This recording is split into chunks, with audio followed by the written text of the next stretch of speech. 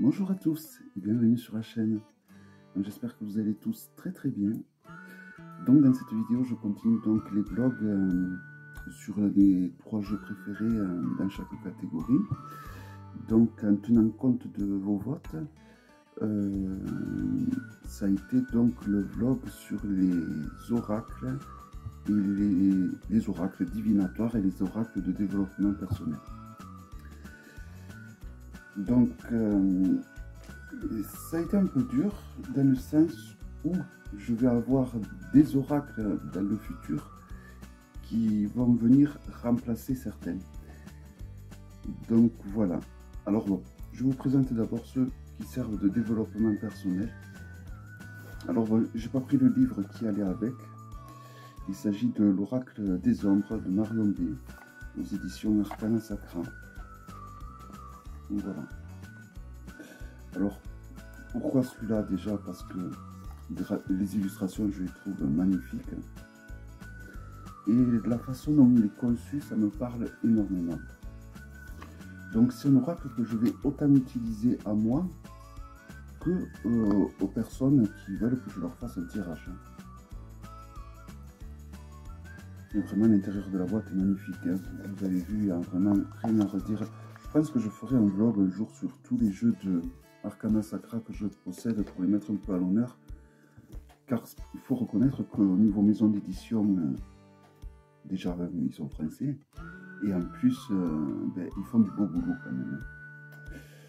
Donc, je n'ai jamais trop utilisé pour l'instant encore, mais je sais que c'est un oracle que, en tant que développement personnel,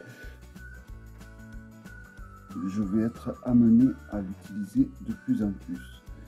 J'en utilisais un autre jusqu'à présent. Mais comment dire, j'ai mis du temps à le comprendre, pas le comprendre, à l'accepter. Et maintenant que, on va dire que le processus d'acceptation est fait, je trouve qu'il est excellent pour le développement personnel, quoi. Autant pour moi, comme je vous ai dit, qu'autant qu'aux personnes à qui je tire les cartes. Je le trouve vraiment... il faut que je me cache pour que le focus soit correct, sinon, toujours pareil, il ne se fait pas bien. Je ne sais pas si je vous ai montré le dos. Alors, comme vous pouvez le voir, il est classé en plusieurs catégories. Peut-être qu'on reconnaît grâce au petit symbole qu'il y a sous la carte. Vous voyez, là. Vous avez un petit symbole en bas à droite, en bas à gauche, qui est le même, qui représente donc la catégorie de cartes qu'il est question. Là, nous avons des personnages, donc on change de symbole.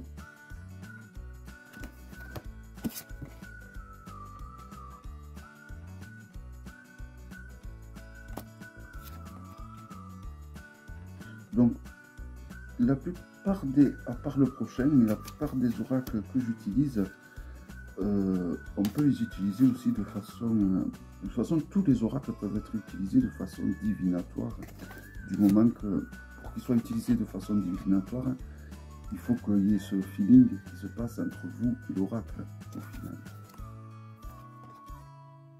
Et voilà, je trouve vraiment que ce jeu, il est top pour faire... Et même juste pour le plaisir des yeux, c'est un jeu que je ne me lasse pas de regarder. C'est vraiment l'un des jeux, de tous les jeux que je possède, je crois que c'est un des jeux que j'ai le plus souvent, en réfléchissant bien, c'est l'un des jeux que je me suis le plus souvent pris du plaisir à regarder les cartes. Regardez celle-là qui représente le passé, elle est vraiment de toute beauté, hein. Elle est magnifique avec ce cercle. Hein.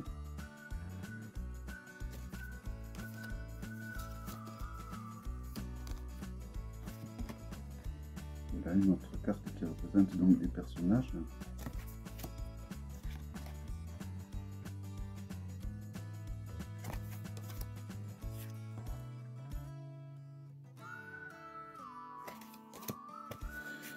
parti pour vous les présenter toutes. Hein. Voilà, après c'est toutes les mêmes hein, au niveau du petit symbole. Donc il y a deux catégories en fait. Il y en a une qui va représenter des actions, et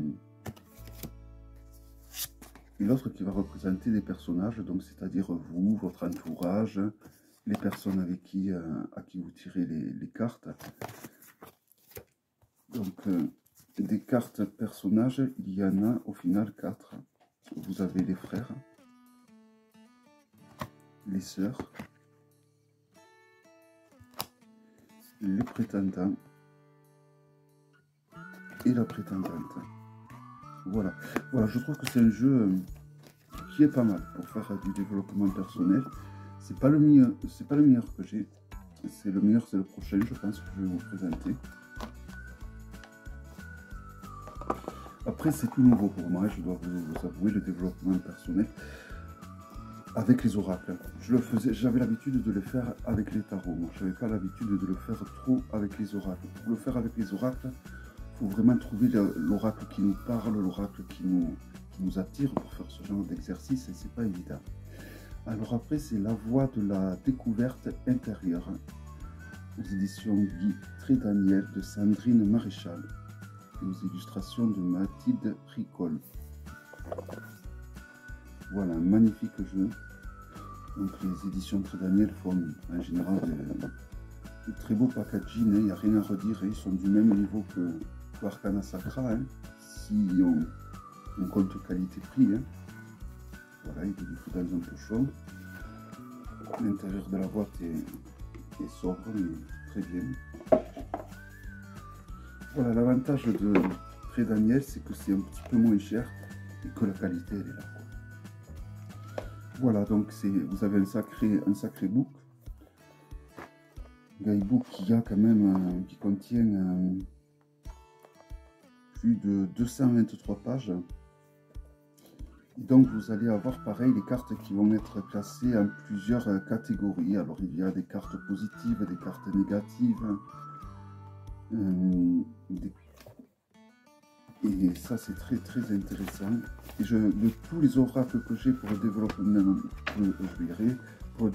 personnel, celui-là est le plus intéressant. À mes yeux, évidemment. Alors j'essaye de voir.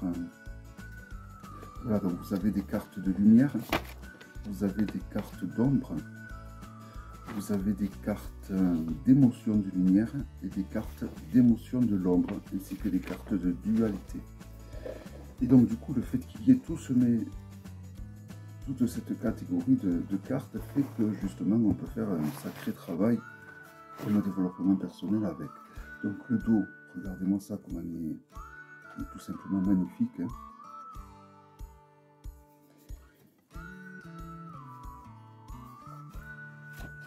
Et donc les cartes vont être divisées, comme je vous ai dit, en 5 catégories. Donc on a la possibilité de les voir. Donc là nous sommes dans la partie dualité, donc c'est-à-dire qu'on peut les tirer envers et en droit. Donc d'un côté là vous allez avoir l'égoïsme et de l'autre côté vous allez avoir la générosité. Voilà pour la générosité, et là nous avons l'égoïsme. Pareil encore pour la dualité, nous avons là l'intériorisation et l'expression.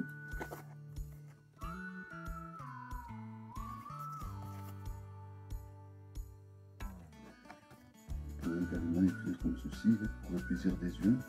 Voilà, c'est un oracle que je trouve magnifique. Donc toujours dans les dualités, on a la solitude et le soutien. La solitude, le lunaire et le solaire.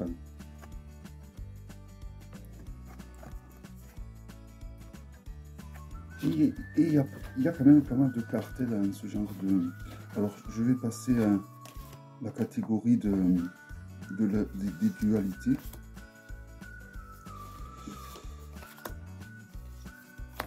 Voilà, Donc là, on va passer aux cartes donc émotion de l'ombre. Où là par contre il n'y a qu'un sens à cela. Donc là nous avons la haine, le chaos. Donc c'est toutes les émotions négatives qui sont créées par nos propres ombres qui déclenchent au final ce genre d'émotions.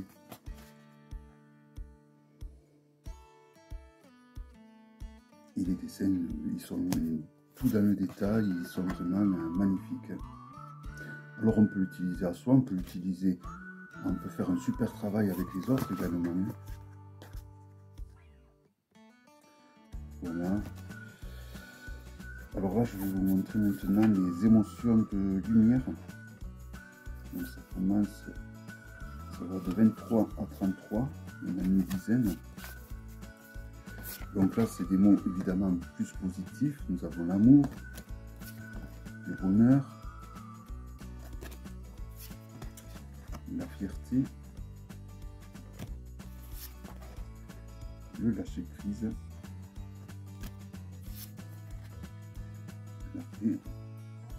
Je trouve que ce jeu est une réussite totale, que ce soit graphiquement, que ce soit en méthodologie qui est proposée dans le bouquin. De toute façon, quand il y a un guidebook aussi épais, c'est qu'il y a vraiment du boulot derrière, hein, qui a été fait, qui a été pensé même. Voilà, donc là, maintenant je vais vous montrer les cartes de l'ombre. Donc, qui vont de 12 à 22.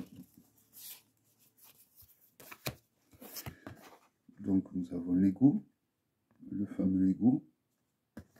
L'ego qui est utile à avancer. Hein. J'en entends souvent qui disent qu'il faut se battre contre l'ego. Certes, avoir trop d'ego, c'est pas bon, mais ne pas en avoir du tout, c'est pas bon non plus. Hein. Rejet. Donc là, c'est que des émotions négatives, mais qui peuvent venir au final d'un peu partout, de nous-mêmes, de l'extérieur, contrairement aux émotions de l'ombre.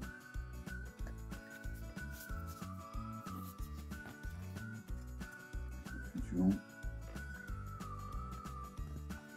Et d'ailleurs, ce qui m'a fait apprécier dans ce jeu, qui a fait que je trouvais que c'était un bon jeu, c'est que l'ego se trouve aussi bien dans la partie ombre, ou là, ou comme là. Là, on rentre dans les cartes de lumière, et en effet, il y a de l'ego dans la lumière, donc ça rejoint. Voilà, ce jeu de cartes, il résonne comme moi je l'entends, et donc c'est pour ça que c'est vraiment un jeu qui me plaît énormément, dans sa façon de raisonner, dans sa façon de... Voilà, donc La liberté, les dessins sont très jolis également. Hein. Voilà, donc un magnifique jeu. Donc les cartes sont évidemment d'une qualité où il n'y a rien à redire. Hein. Elles sont épaisses, elles sont... Il y a un lot magnifique. Donc voici pour le second jeu de développement personnel. Et alors le troisième, on peut l'utiliser un petit peu sur les deux plans, aussi bien sur développement personnel que divinatoire. Alors c'est plus de la psychologie que l'on peut faire avec ce jeu. C'est le jeu de Ritual Muse, le fameux oracle. Le premier que j'ai eu, où il n'y a pas de signification. Et alors, comment je fais dans ces cas-là? Ben, je fais tirer des cartes au consultant et je fais interpréter les cartes au consultant pour voir ce qu'il ressent, pour voir voici le dos. Alors c'est des grandes cartes d'excellente qualité. Regardez par rapport à un Grimaud, elles sont vraiment beaucoup plus larges, beaucoup plus hautes. Le toucher est parfait. Et voilà, c'est des cartes qui sont vraiment d'une qualité excellente. Et donc, vu qu'il n'y a pas de mots-clés, qu'il n'y a pas de définition, c'est à nous donc à donner la définition. Donc c'est vrai que c'est un oracle que j'aurais très bien pu et que habituellement j'utilise de façon divinatoire. Mais quand je l'utilise à quelqu'un, je vais l'utiliser de façon psychologique pour en fonction de ce que la personne va me dire. Par exemple, je dis à la personne de tirer une carte. Une fois qu'elle a tiré la carte, je vais lui demander qu'est-ce qu'elle ressent en voyant les graphismes de cette carte. Et donc du coup, en fonction de ses réponses, je vais faire tirer les cartes d'un tarot, par exemple, ou de ce jeu. Et c'est là qu'on va essayer de dénouer, de voir ce qui entrave à la personne consultant pour aller plus loin, pour aller au-delà de ses problèmes. Et voilà. Et donc c'est pour ça que des fois les oracles divinatoires font de très bons oracles psychologiques. Donc voilà, c'est un oracle qui aurait vraiment pu aller dans les deux côtés, dans le côté divinatoire, mais également dans le côté développement personnel. Et c'est vraiment un oracle qui me plaît énormément, quoi. À part le petit Lenormand, j'ai tous les jeux de Ritual Muse. Et le premier qu'elle avait fait. Mais bon. Là c'est bon, j'ai les deux que je voulais, je m'arrête là.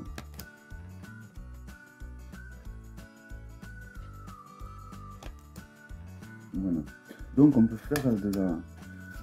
C'est un oracle qui a une double fonction à mes yeux. Il a une fonction divinatoire et une fonction plutôt psychologique.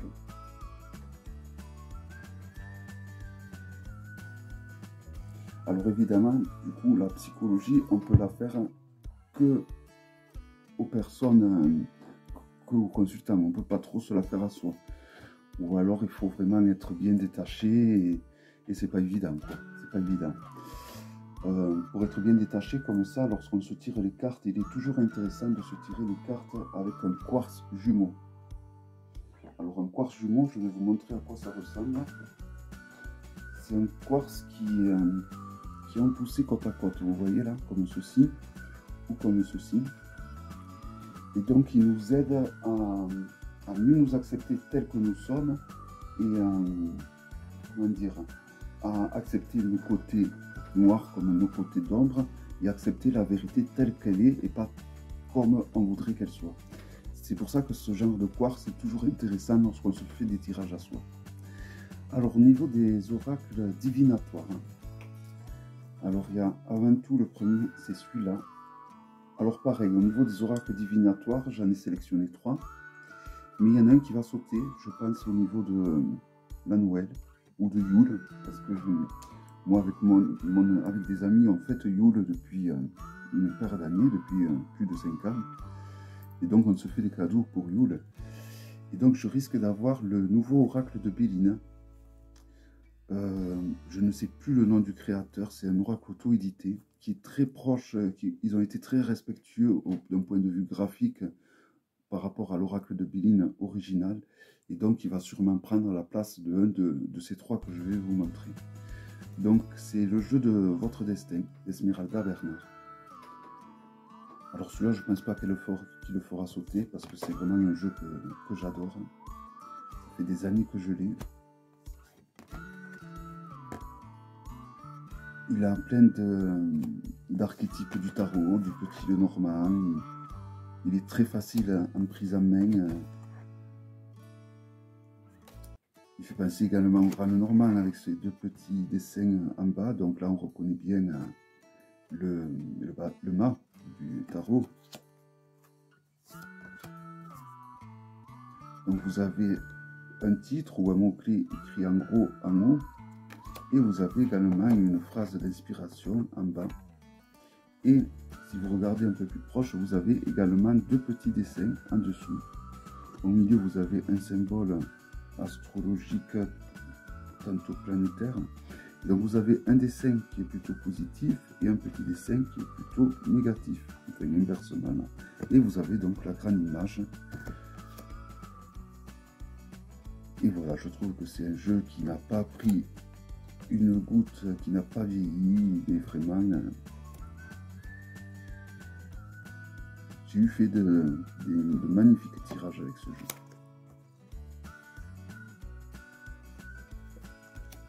c'est un jeu qui me plaît énormément. Donc là, on reconnaît l'arcane sans nom, hein, la non-nommée, le deuil, qui est en 13 d'ailleurs. Hein. Donc, je percute à peine maintenant, mais je me demande si on ne peut pas utiliser la numérologie en plus hein, pour interpréter cet oracle. Je pense que c'est faisable. Hein. La réussite. Hein. La force, pareil, hein, ça nous fait penser un peu au tarot, hein, la force avec le lion. On revoit bien là l'archétype de la force du tarot. Hein. Les masculins, les voyages, la combativité, les tentations. Évidemment, cet arcane nous fait. Cet arcane, d'ailleurs, j'emploie le mot arcane au lieu de carte. Ça nous fait penser au diable. Hein. Voilà, je trouve c'est un jeu qui a quand même pas mal de cartes. Je crois qu'il en a plus de 50. Hein. Et donc, du coup, il y a vraiment de quoi faire. Hein.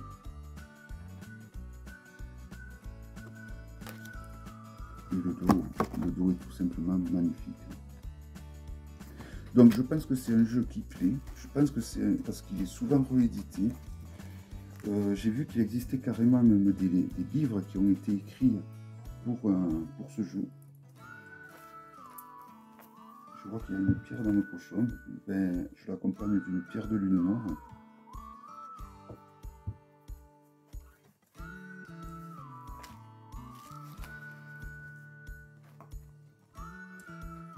Alors, mon second oracle divinatoire,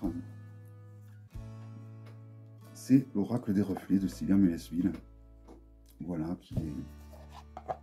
Alors moi, j'ai la seconde édition. J'avais la première édition, mais je l'ai fait gagner à un abonné en organisant un concours. Voilà, je trouve que ce jeu, il est parfait. Voilà, alors, regardez, les tranches, elles sont intactes. Et je l'ai utilisé quand même, parce que ça fait vraiment ces jeux que je suis en train de vous montrer, du moins les oracles divinatoires, ainsi que l'oracle de Ritualmus que je vous ai présenté tout à l'heure, c'est vraiment mes chevaux de bataille, c'est vraiment des jeux que j'utilise très souvent, et vous voyez le contour est vraiment de très bonne qualité, parce qu'il n'a pas bougé un chien, un chouïa, un chien. Voilà, donc je trouve que c'est un jeu très pertinent. Il y a beaucoup d'émotions dans ce jeu. Je pense que Célia a fait ce jeu à une période de sa vie où elle devait avoir plein d'émotions de partout qui passaient dans son esprit, dans sa tête, parce qu'on ressent vraiment, je trouve, dans ce jeu...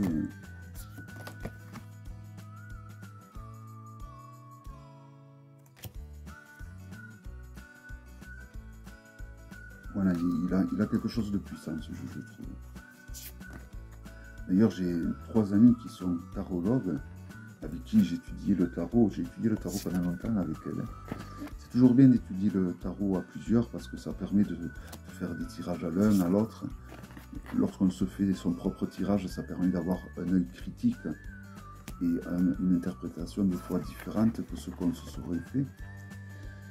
Et donc, on travaillait, je sais, le tarot de Marseille, hein, principalement, que d'ailleurs le tarot de Marseille, on travaillait et on aimait bien de temps en temps utiliser un oracle, et l'oracle des reflets, ainsi que l'oracle d'Algariel, d'Alcide Nathanaël. C'était les 2 oracles qu'on avait intégrés donc, dans notre pratique.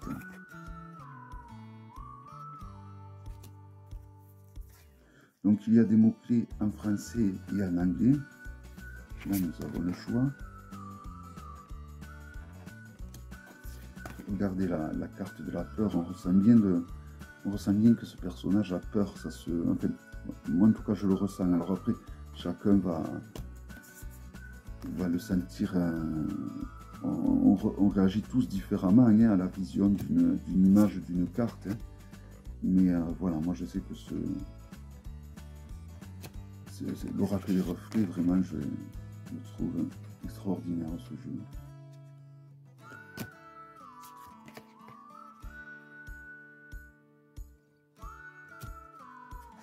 Les messages. Donc les messages, on reprend un peu le style du Petit Lenormand aussi. C'est quelqu'un qui sait utiliser le Petit Lenormand, qui peut très bien s'en sortir assez facilement avec ce jeu. Hein.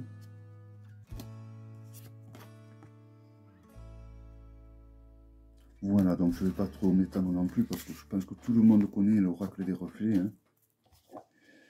Vraiment, alors il faut savoir que la première édition était aussi très très solide, hein, parce que moi, la dorure, elle n'avait pas bougé un chouïa, et je l'avais beaucoup utilisée, hein, la première édition. Bien plus que celle-là, et la dorure n'avait pas du tout bougé. Alors ensuite, l'absolu du Ange de Gaïa aux illustrations de Gabriel Leroy, qui pour moi est mon oracle préféré de tous les oracles que je possède. J'adore les illustrations, j'adore la boîte avec ce papillon.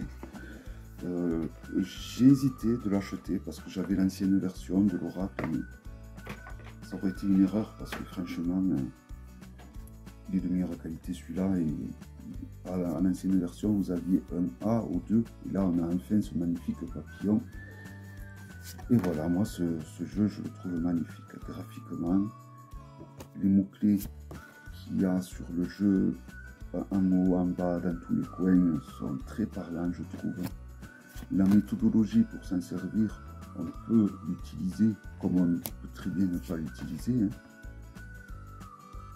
Mais voilà, je trouve que c'est un oracle complet qui se suffit à lui tout seul. On n'a pas besoin d'un tarot quand on a un oracle comme ça.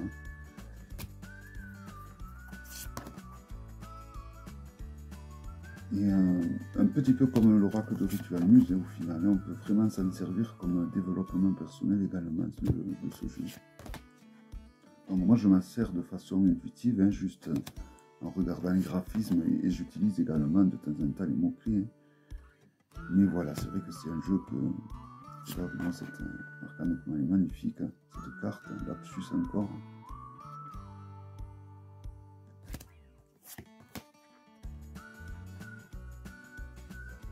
Voilà, donc il est encore retrouvable et disponible. Hein.